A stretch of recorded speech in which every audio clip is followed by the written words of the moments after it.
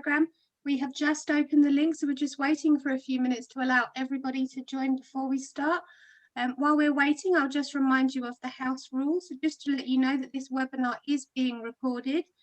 If you wanted to ask questions during the webinar, please put your questions into the Q&A box and the speakers will try to come to your questions at the end. If you do not wish to be identified when asking your question, then please tick the anonymous box so the speaker will not identify you in their response. And if I'll now hand over to Penny, we'll start. Thank you. Thank you very much, everybody, for joining us. And Jo, can we turn to the first slide, please?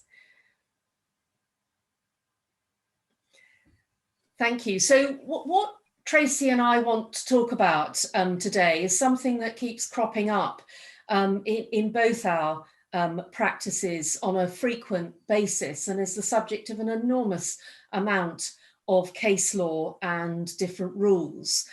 And the question is, when and how is it possible to keep proceedings private? And we're going to have a look at some of the principles and also the relevant procedure rules that underpin those.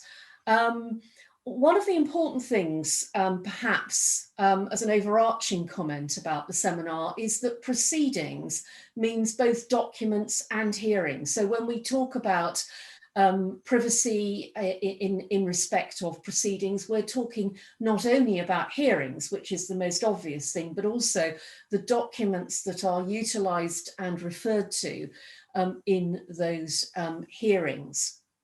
And we're going to look at the types of claim that we come across, mainly including claims involving persons under a disability. And I'm going to specifically look at trust proceedings. So without more, I'm going to hand over to Tracey, who's going to take you through some of the principles. Thanks, Jo. So yes, we thought we would begin by just looking at what are the principles that apply really in every kind of application involving some form of privacy. Under the CPR, the court has a plethora of powers to order forms of privacy, from a hearing in private to anonymizing the parties, to holding the hearing in private and having the judgment anonymized, to anonymizing the name of a witness, to imposing reporting restrictions.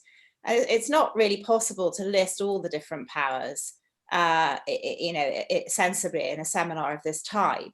But really, when the court comes to consider how to exercise its various powers under the CPR, there are always these principles in tension. On the one side, there is the open justice principle, as it was described in Scott and Scott. And of course, that ties in with the freedom of expression rights in Article 10. And on the other side of the scales, there is the protection of the right of the parties and indeed other people involved in the case to respect for their private life. Also, sometimes Article 6 comes into play. It may be argued that you can't have a fair trial without press publication, or it may be argued you can't have a fair trial with the press attending. So that article quite often comes into play as well. But really, these are the principles that are in play. If we could go to the next slide, Jo. So this is how the court resolves the tension. Now, Penny said earlier on that this question of privacy keeps coming up. It really does. If you just want to go and have a look on Westlaw and see how many cases on privacy there have been recently in the Court of Appeal and the Supreme Court, you'll see that there are just so many. And they may not take exactly the same route to their decision in every one, but all of them post 2004 tend to refer to this decision in Re S, and Lord Staines's judgment, or his opinion in the House of Lords at that time, about how you should resolve this tension. He was talking in particular between Article 8 versus Article 6. So the press want to report something, the party does not want to report it. But importantly, neither article has precedence over the other. And that's important because in some case laws we'll come to see there's a sort of suggestion that you're on the back foot when you want to apply for privacy. But he says in terms that neither article has precedence over the other. Where the two conflict, you need an intense focus on the comparative importance of the specific rights being claimed in the individual case. So how that translates is that you can't just go along and say at a high level, oh, this is very damaging to me, or we need to report it, or to see these documents, or to attend because of the open justice principle. You have to borrow some terminology from the old rules of Supreme Court, condescend to the particulars and say why your claimant in your case has their rights invaded, or why, if you're on the other side, it's very important for the open justice principle that this particular case is heard in public. And then the court must consider the justifications for interfering with each right or restricting each right.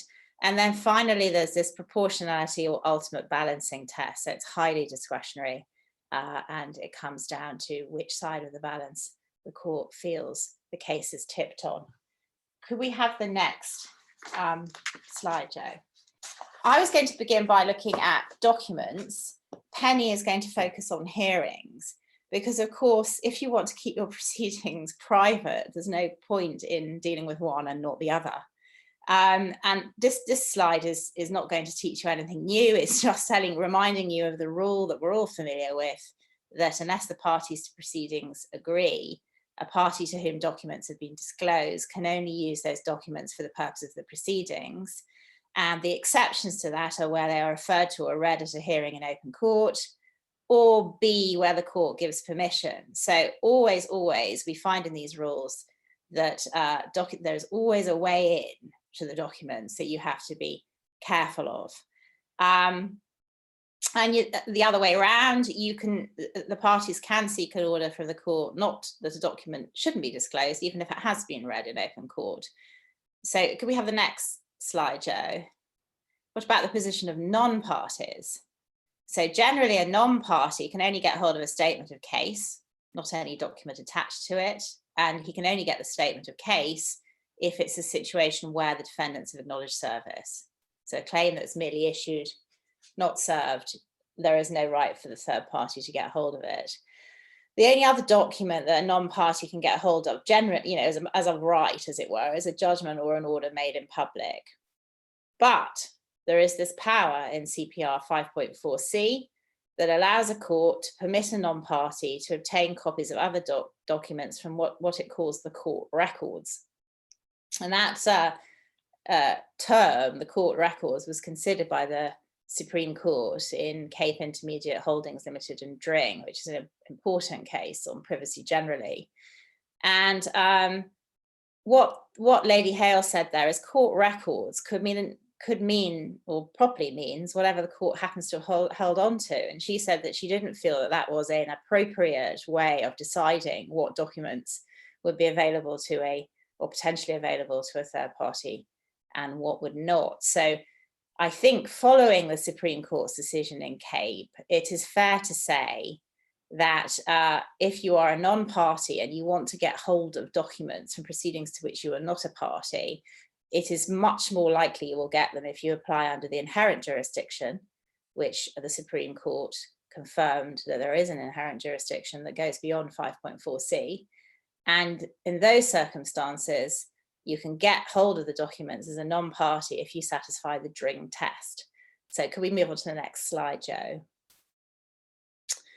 So what Dring established is that the open justice principle applies not just to documents that were mentioned in open court. It does apply to any documents that were mentioned in open court, and that's regardless of whether or not they were read to or by the judge. So prior to that, there was conflicting Court of Appeal authority on that point. One case said, no, the judge actually has to read the documents, whether on his room or in the court. The other said, no, as long as they've been referred to in court, you've got to say the open justice principle applies. So Lady Hale said, yes, the wider interpretation is correct. any document even merely referred to in court is subject to the open justice principle. And for those documents, the default position should be that the third party should have access to them. And that's whether or not the case settles before a decision was made. So quite often parties will decide during the course of a trial to settle. And one of the reasons they might decide to settle is there might be something in the papers that's been referred to, not actually read in open court, but they don't really want it to be read in open court, and in particular put to a witness. But unfortunately, that will not prevent the open justice principle applying to that document, and it would be possible for a third party to apply after the event for disclosure. Could we have the next slide, Jo? So what is the Dring test? So what Lady Hale says is that, and this really fits back on what Lord Steyne was saying, no article or no right has precedence over the other. So if you want access to a document in a case that you weren't involved in, you've got to start by showing how you are going to advance the open justice principle by this, why it's important. So typically with a newspaper, that won't be difficult. With a private individual, it might be difficult. Although what Dring makes clear is that if you are a private individual and you want to get access to the documents, for example, to advance your own claim against somebody else, that could be a good reason. So, you don't have to be a newspaper or a broadcasting organization to be able to get access to documents in this way. But that's only one side. If you get over that hurdle and the court's satisfied you have a good reason, then the other side is this risk of harm of disclosure. So this is the balancing exercise that Lord Steyne referred to. So is it going to harm? And harm can be to an individual or can be to the judicial process. It could be, it's not circumscribed in any way. Jo, could we have the next slide?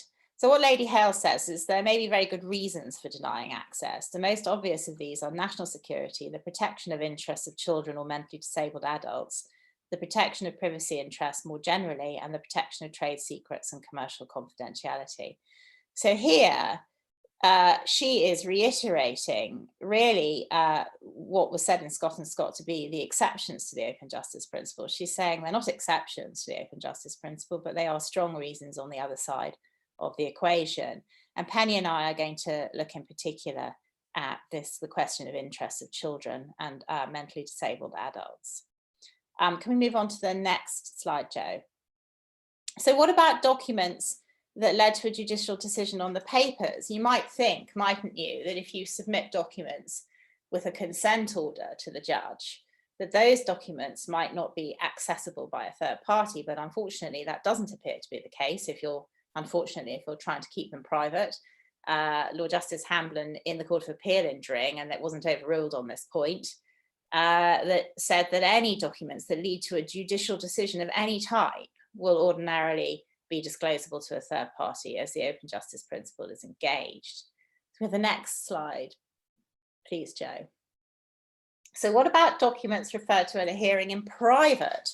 You would have thought that those you might be able to say with confidence would never be disclosed to a third party, but there is conflicting authority on this. There's a decision of Mr. Justice Lewison made pre-Dring, which suggested that the open justice principle doesn't apply to these documents, but they nevertheless, he said, could be disclosable where there are strong grounds for thinking that it's necessary in the interests of justice. So rather than just a good case, it's a strong grounds. Well, I don't know what, it's difficult sometimes to see what the difference would be. But I think putting it sort of simply, you're very much on the front foot if you're defending the privacy of those documents if your hearing was in private. Re-Z, a decision of Mr. Justice Morgan's in December 2019, said, well, actually that reasoning cannot withstand the Supreme Court's decision in Dring. So the open justice principle does apply to even documents that were referred to at a hearing in private if they have led to a judicial decision. So you're really with the Dring test, and there isn't any different test, or it's not any harder, as it were, in the sense of the test that's applied.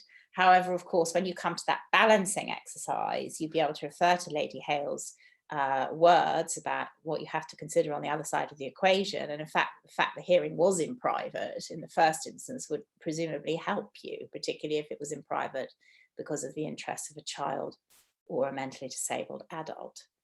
Can we have the next slide, Joe? Okay, what about documents that have just been filed at court and they don't lead to a judicial decision? Now, obviously, many of us will have been involved in litigation where bundles have been prepared and lodged at court with documents in, but the parties have settled, and they've settled inter alia because they do not want to have the whole of their affairs discussed at a trial in public. Can third parties get hold of these documents? And my reading of the authorities is no, they can't. My reading of the authorities, and there's a case called Dion and Davis Frankel that I put up there, is if documents are never read by a judge, a third party can only get them if they satisfy the Lewison test. You'd have to have very strong reasons why it was in the interest of the administration of justice to disclose them to you, and I suggest that would be very hard to show. That was a case where affidavits, as it was in those days, had been filed in support of a summary judgment application. But in fact, the parties had decided to compromise that application by a consent order giving permission to proceed with the claim. And neither of them particularly wanted their evidence disclosed to the third party who applied. And the judge said, well, it's never led to a judicial decision. There is no reason why the open justice principle is engaged, and so therefore you wouldn't do it unless you convince me that it's necessary in the interests of the administration of justice.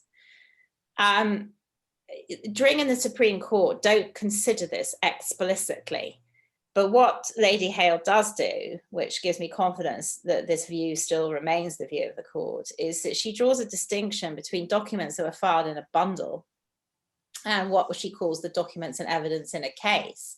So in that case, the third party seeking disclosure was not given documents that didn't make it in front of the judge. It was very easy to tell in that case which were which, because they had a core bundle and they had a massive electronic bundle. And whenever a document was referred to, it was moved from the electronic bundle to the core bundle. So, you know, there was no question in that case of the third party getting the electronic bundle. And I think that does give us some confidence that documents that have been filed at court that are never used should not be accessible to a third party. We have the next slide, please. So Penny. So having heard about documents and the difficulties perhaps of keeping documents private, I want to have a look at hearings. And the starting point really is CPR 39.23. And I think that it's important to start with this preamble rather than looking at the grounds. If you just look at the grounds, you think that it might be quite easy to argue for hearings to be in private. And it starts by saying they must be heard in private if and only to the extent that the court is satisfied of one of the more matters set out in paragraphs A to G, which I'm going to come on to in a moment, or that it is necessary to sit in private to secure the proper administration of justice. And again, as Tracey has emphasised in relation to the principle is that there should be open justice. Next slide, please, Joe.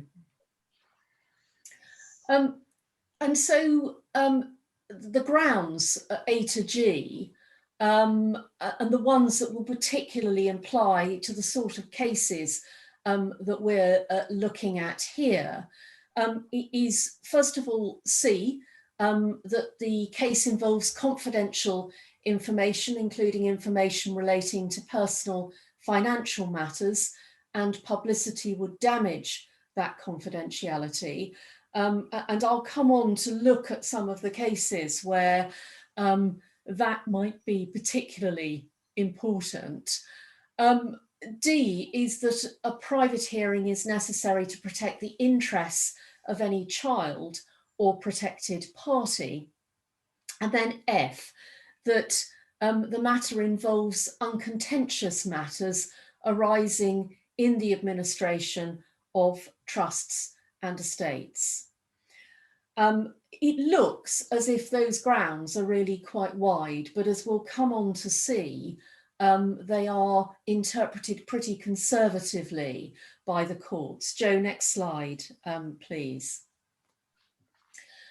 So we're going to particularly concentrate on orders in specific types of proceedings, persons under a disability, and trust proceedings. And I'm going to hand over to Tracey now to look at the first of those subjects.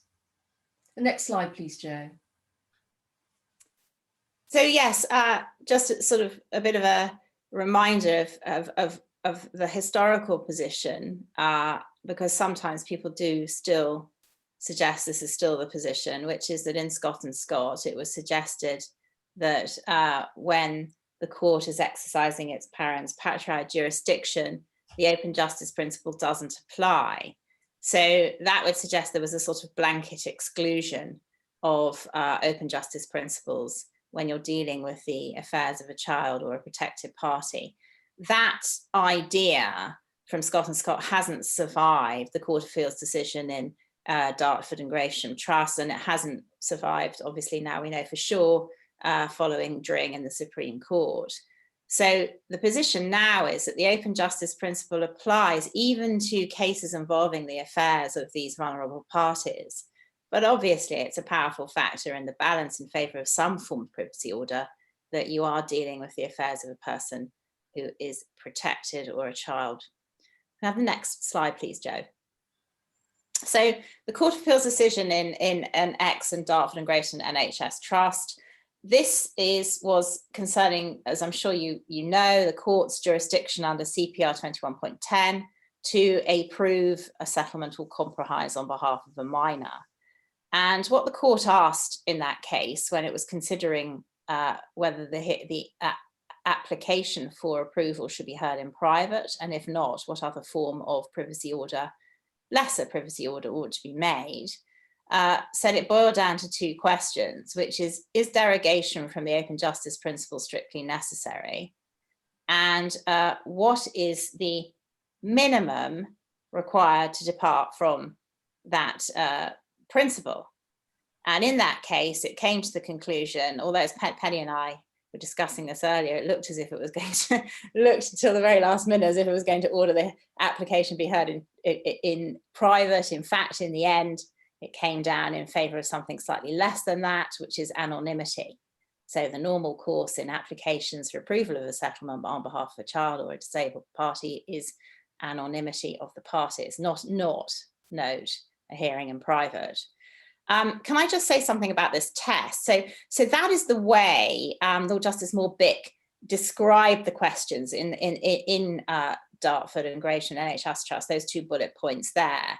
That has been rather lifted in other scenarios or other applications under, say, CPR 32, etc., to suggest that there is a kind of threshold test that a person applying for some form of privacy order has to get. That second bullet point has been sort of elevated by other judges to a kind of hurdle you have to get over. So suggesting you're even more on the back foot when you come to seek privacy order. Recently, the Court of Appeal have said, no, that's not right. The correct principle is the principle that we started with at the beginning, as set out by Lord Steyn in Re S, which is that neither of those rights, the right of privacy and the open justice principle stroke Article 10, have precedent over the other. It's a balancing exercise. So they said, of course, the court can, if it wants, sort of start by thinking, does the claimant when it's applying or the defendant when it's applying for privacy get over the summary judgment threshold? But they said it's a slightly artificial process. Given it is a weighing up process, it's better to follow the guidelines in Re S that we looked at in one of the earlier slides. And that was a decision called XXX in the London Borough of Camden that was decided in November 2020. And they said that the notes in the white book that suggest to the contrary, so there's some notes in paragraph 39.2.14 are wrong. There is no suggestion that if you're applying for privacy, you've got to get over this sort of threshold test. Can we have the next slide, please, Jo? So obviously the other scenario in which we often operate, where we're dealing with the affairs of somebody who needs to be protected, is the Court of Protection. And the Court of Protection, you start with the general rule in the Court of Protection Rules 4.21 that hearings will be in private. Note hearings, it doesn't purport to deal with documents, and we'll talk about that in a moment. The court always had a power under sub-rule 2 of that rule to order that the hearing be in public.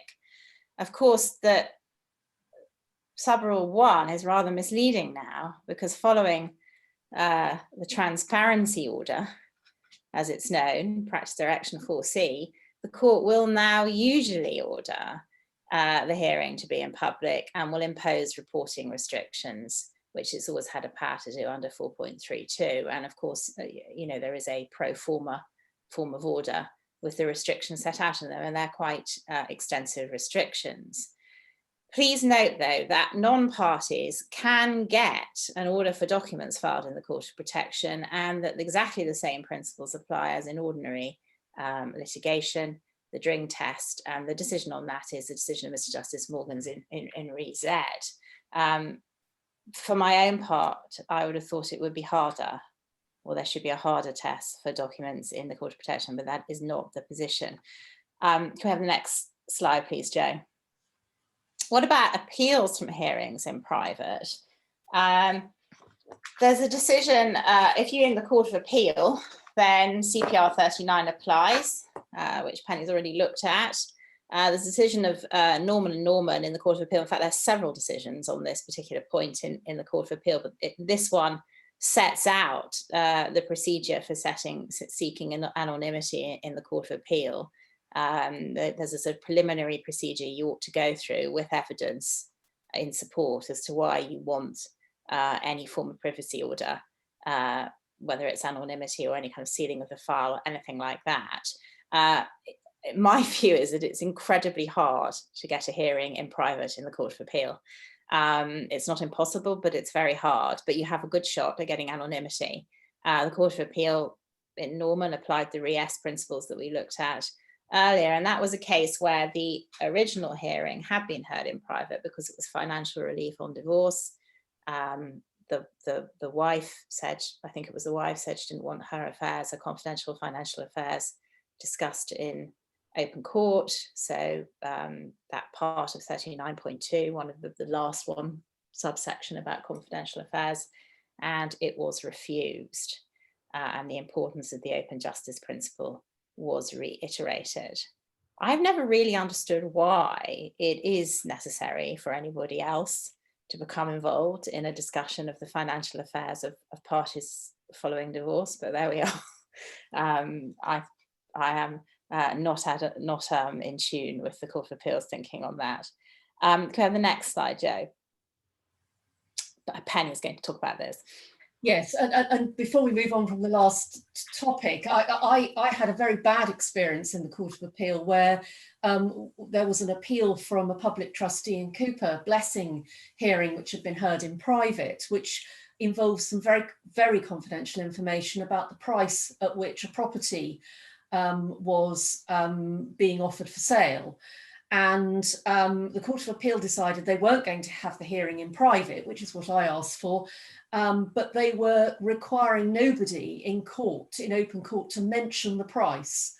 And so we had a rather stressful hearing where every time anyone got near the price, they stopped and hesitated. And of course, having made all the fuss about privacy, I was the first one to fall down by mentioning the price.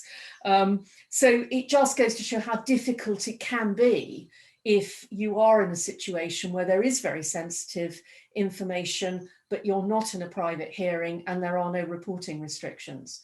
That is one of the difficulties. Now, moving on to variation of trust, because this is an area where there has been a considerable amount of development in recent years about privacy. And going back in history a bit, traditionally, when the Act was first introduced in 1958, it was nicknamed actually the Chancery Bar Benevolent Act. because it was regarded as a gravy train for Chancery practitioners. The cases were heard in open court, and we know that because many of the cases that underpin the jurisdiction and that we cite on a regular basis in a Variation of Trust Act case will actually have the names of the parties and they will not be anonymised. But there was an increasing move to applications for privacy because understandably clients felt quite strongly that they really did not want their private family financial matters aired in public. And so increasingly the court started to make orders for the hearings to be in private. But there was a turning of the tide in a decision of Mr. Justice Morgan, which he wittily anonymised to be V and TA in 2014, where in fact he questioned the need for the hearing to be in private, and in the end resolved the desire of the parties for there not to be identification of the family involved by an anonymisation order. Can we have the next slide, please, Jo? And this was, there was a further case called MNNOP, where Mrs. Justice Rose, as she then was, refused to make an order anonymising the parties involved in a Variation of Trust Act application. And that matter went to the Court of Appeal. And there was argument from the parties involved in the Variation of Trust Act application, all of whom wished for anonymisation of all the parties involved. But there was also, notice was given, as it is appropriate to do in all of these cases, to media organisations in order to warn them that an order was going to be sought with reporting restrictions. And so full argument was received from them, and also there was a friend of the court, an advocate to the court, who also made submissions in relation to this. So what did the Court of Appeal find? Well, the Court of Appeal held that the protection of children does not require complete derogation from the principle of open justice. And that is an important aspect of the judgment.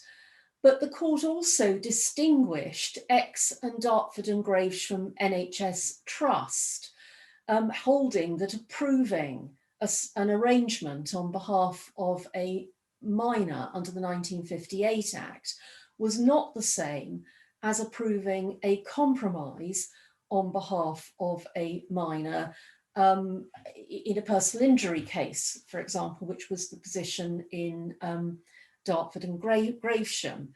Now, this aspect of the case is really quite difficult because the distinction that was drawn was that there is very sensitive medical evidence often referred to in relation to approval of compromises, whereas there isn't under the 1958 Act. It is simply a question of financial information.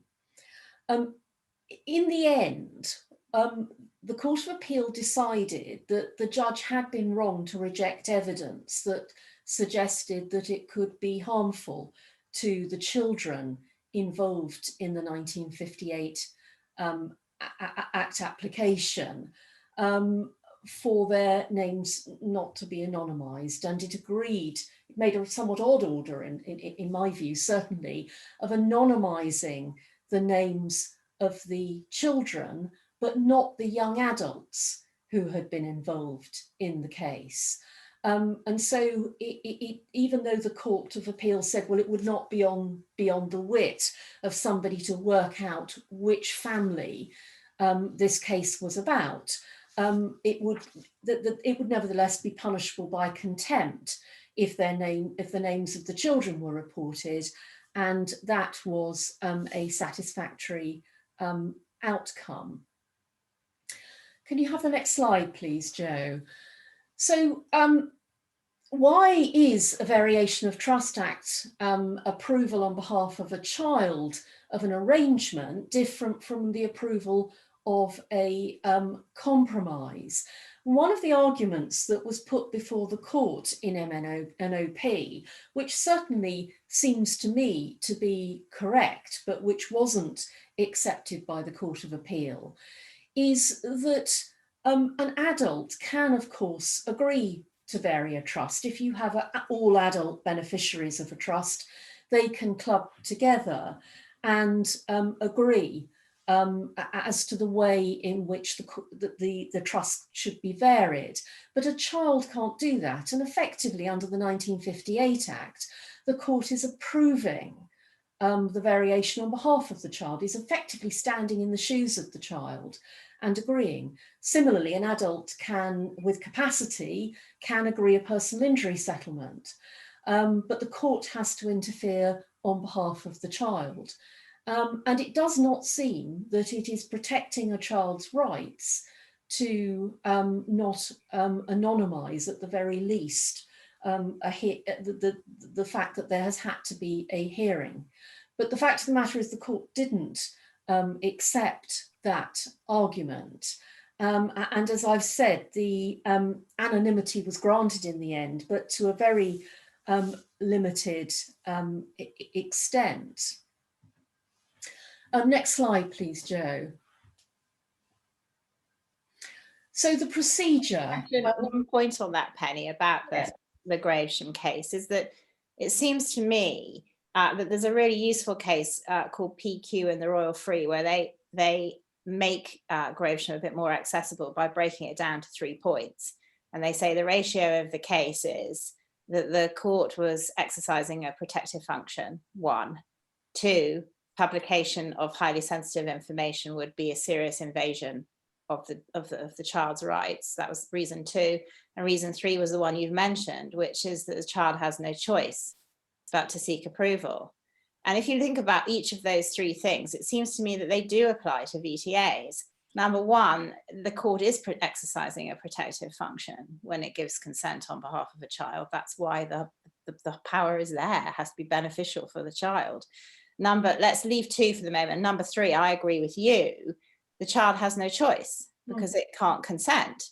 So number 2 is it right to distinguish Gravesham on the basis that publication of information relating to the child in a VTA is not going to seriously invade his rights? I can't see that distinction myself, in particular because although medical information may not be filed, although it might be, if you're going to give the court full details of a child, you will be talking about their state of health and but lots of other information is usually put before the court, which is highly sensitive and personal, about the child's prospects, about their level of maturity, about the culture of the family. Some of that would qualify as special data for the purposes of GDPR.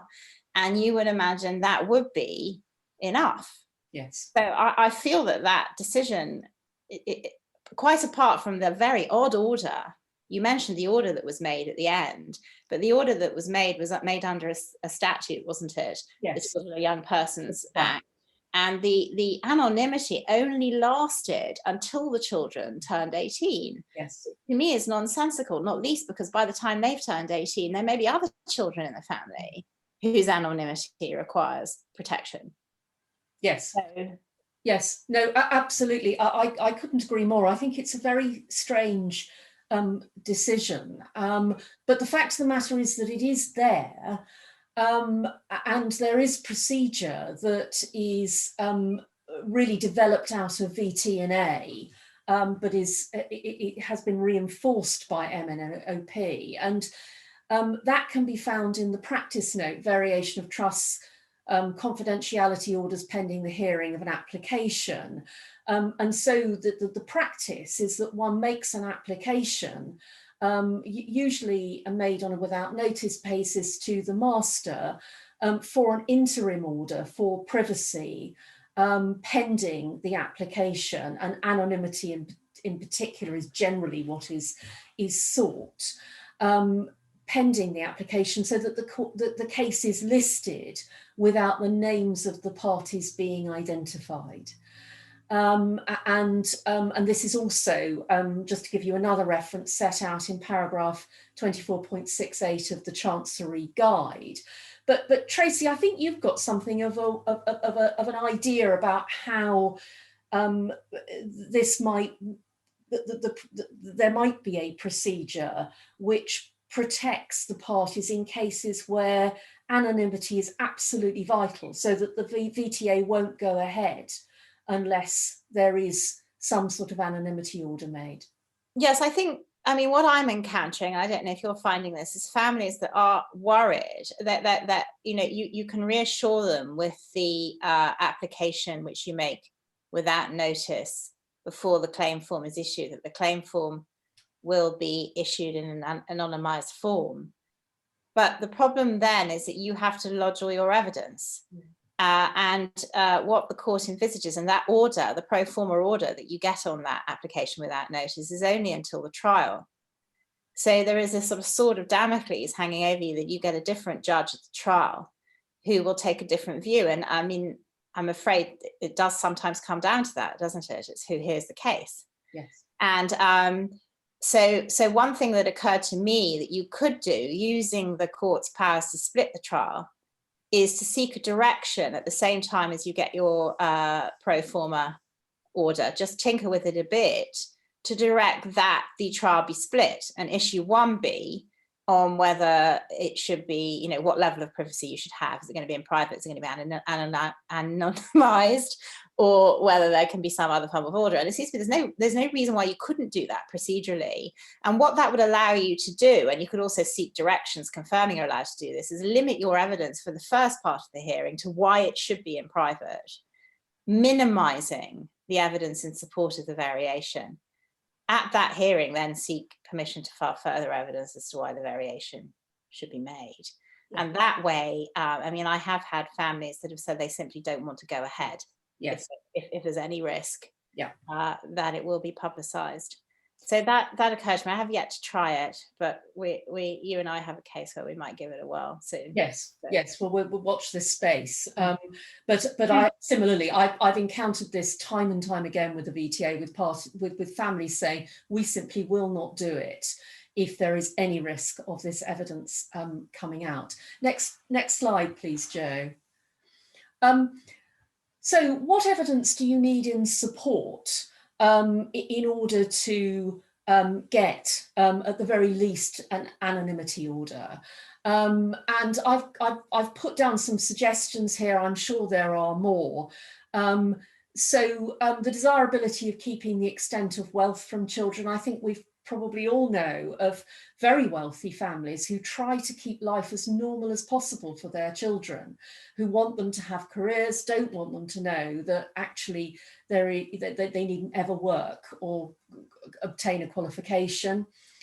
Another is sensitive commercial information. So, for example, there might be information about the value of shares in a family company, that one wouldn't want getting into the public domain, the prospective purchasers of property, sensitive medical information about the child. I'm thinking in particular, Tracey's touched upon this, but sometimes the evidence can be about learning difficulties that the child is experiencing, and it seems to me really quite wrong that should fall into the public domain.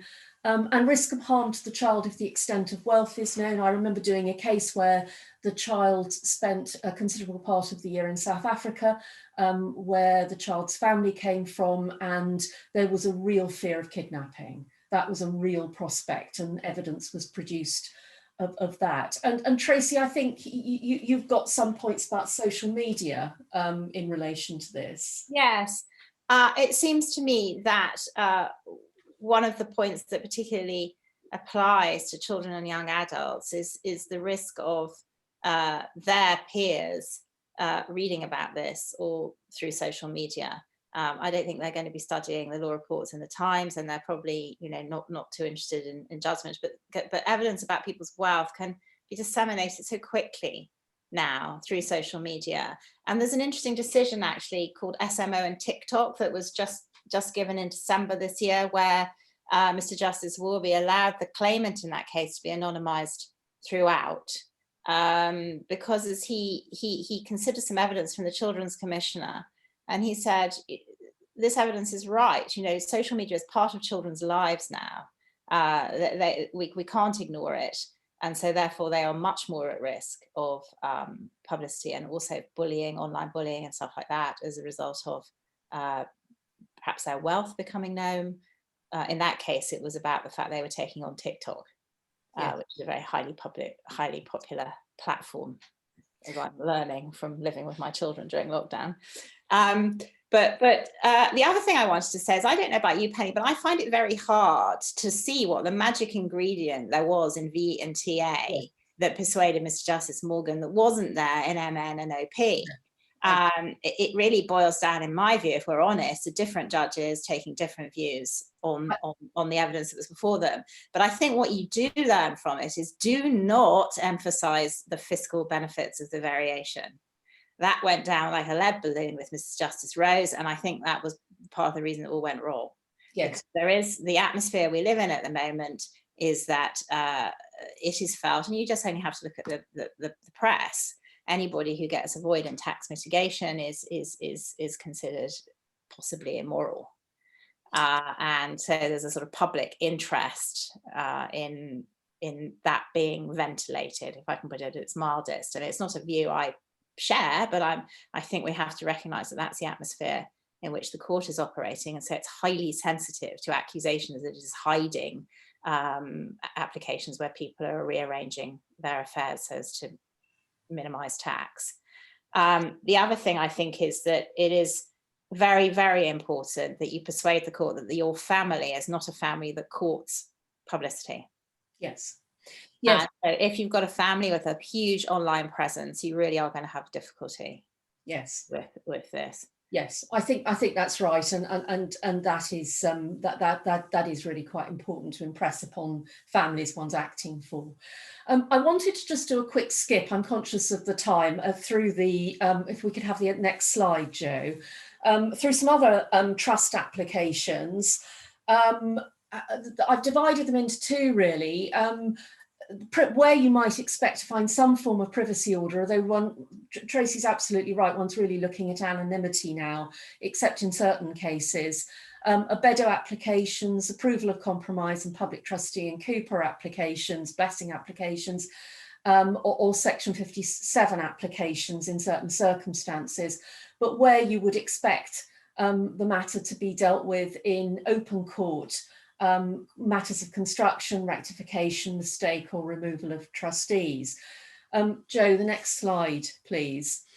As far as Bedo applications are concerned, I have to say that my default position is that they ought to be in private, because it is very difficult to discuss the sort of highly privileged information that you definitely don't want leaking to somebody who might be the defendant to the application, getting out.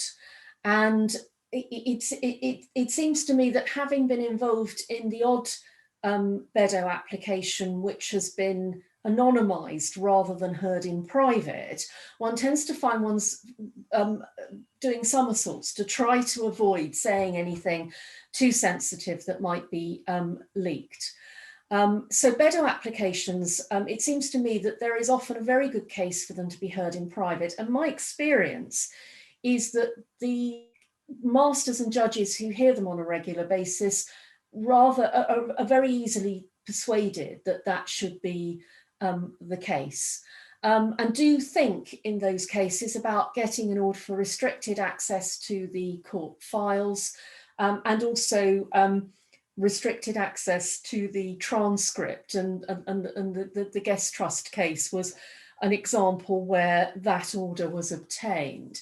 Next slide, Jo.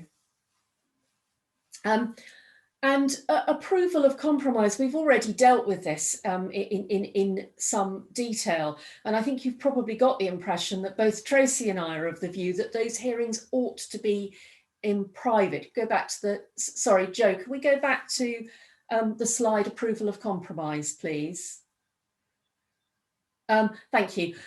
They ought to be in private. And I think one of the reasons, one of the possible arguments one can use for the hearing to be in private is the fact that they will often involve highly privileged information. As you're aware, it's not uncommon to throw other parties out of the hearing while the opinion of counsel on behalf of the child is discussed. It's not something that really seemed to be addressed in either MN and OP or perhaps for more obvious reasons, or in the Dartford and Gravesham case. So that deals with that. Next slide, please, Jo. Public trustee and Cooper applications.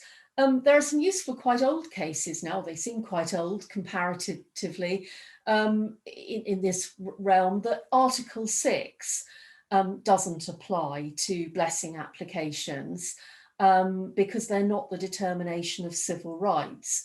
But of course, one then has to look at the basic principles that Tracey's taken you through today to see whether there is any justification for, first of all, the hearing being in private, or alternatively, whether or not there should be anonymity. And it really will depend on the nature of the transaction and whether there is sensitive information. My experience of these cases is that they often involve shares in a private company where there is a considerable interest in keeping that very sensitive information, particularly if the shares are the subject of a sale or a company is the subject of a takeover. Those are the sort of commercially sensitive items of information that ought not to go into the public domain. So it's largely going to depend on applying those principles that Tracey has mentioned.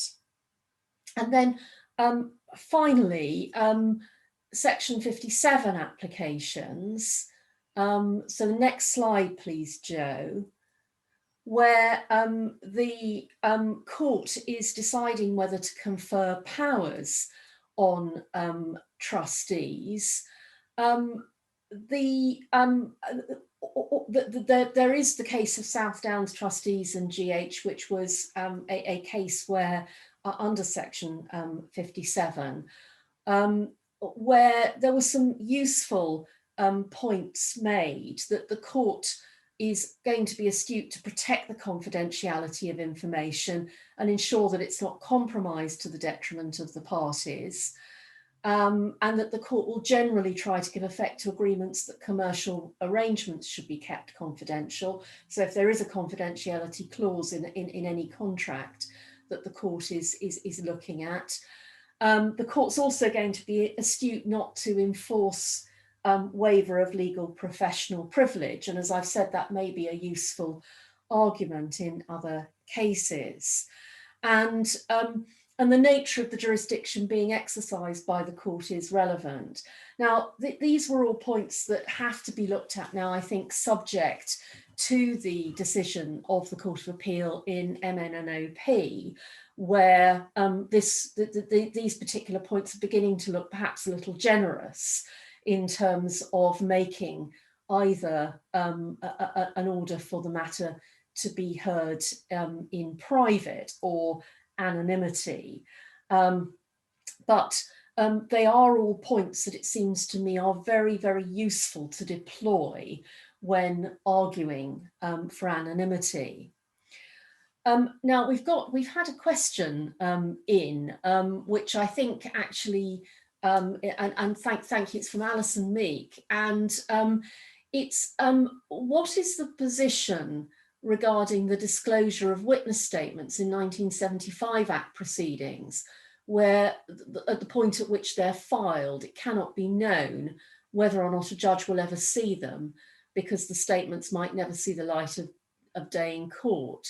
For example, would a yet to be joined party to the 1975 Act proceedings be able to secure a copy of the witness statement of the claimant in support of the application in those proceedings? What do you think, Tracey?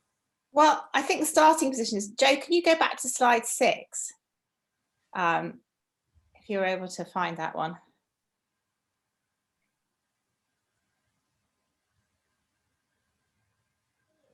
There, thank you.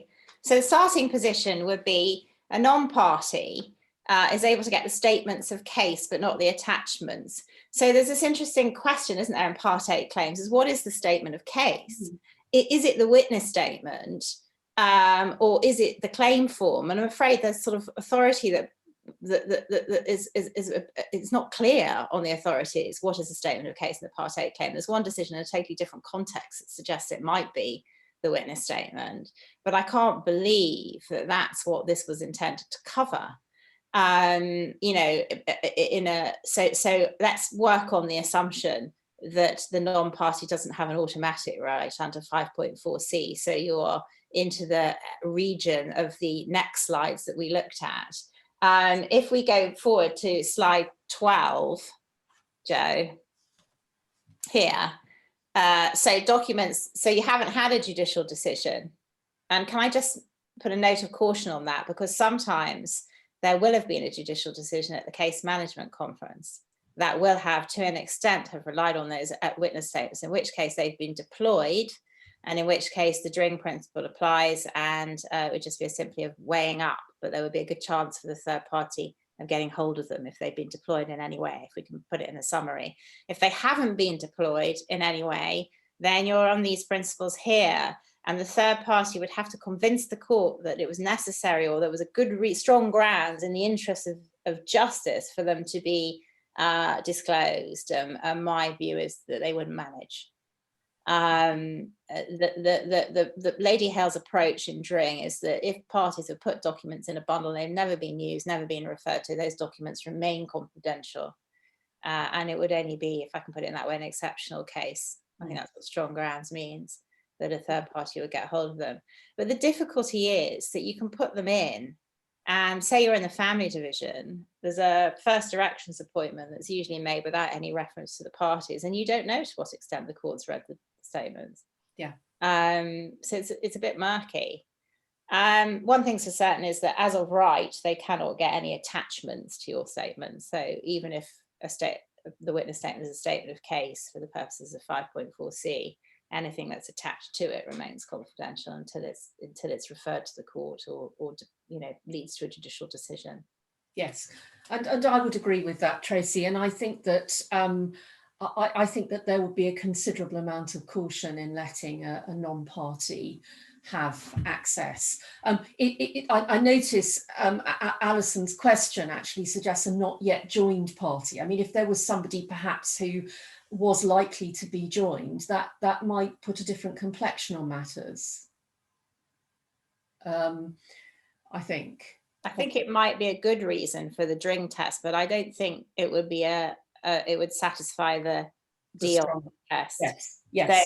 So I don't know. In fact, that was the issue that was going to be considered, or sort of the issue that was going to be considered by the Court of Appeal in Z, but yes, it settled before it was resolved. Sadly. Yeah. Thank you. Well, thank you all very much for listening to us. I don't think we've got time for any more questions, but if anything does occur to you on this that you would like to ask us, then please don't hesitate to send an email, and enjoy the rest of your day and your weekend. Bye. Thank you. Bye-bye.